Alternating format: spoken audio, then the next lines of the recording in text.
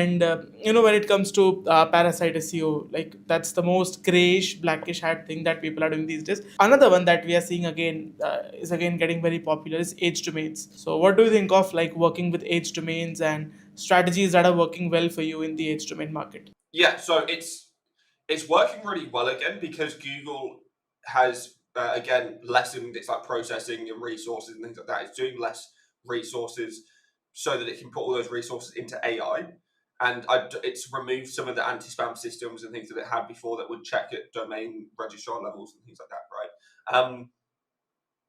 I do think that you need to be quick with the domains, and you need to be able to know how to do the setup.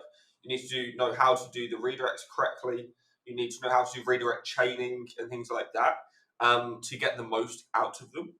And like I said, you can rank for 2 weeks in certain niches and make $10,000 to $20,000 a day or so from that niche.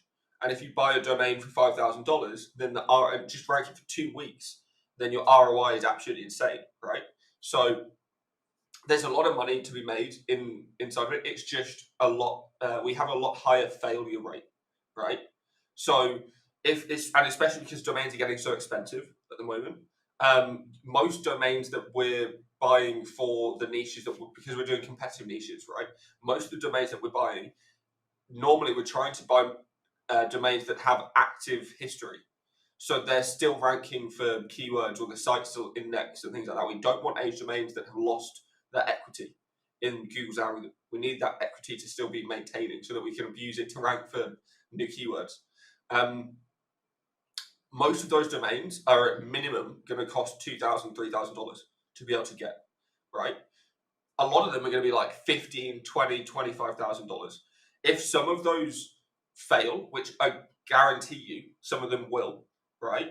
Then you've immediately lost that 5, 10, 15, 20, $25,000, right? You could have put that into Parasite, which could have bought you 10, 20 pages.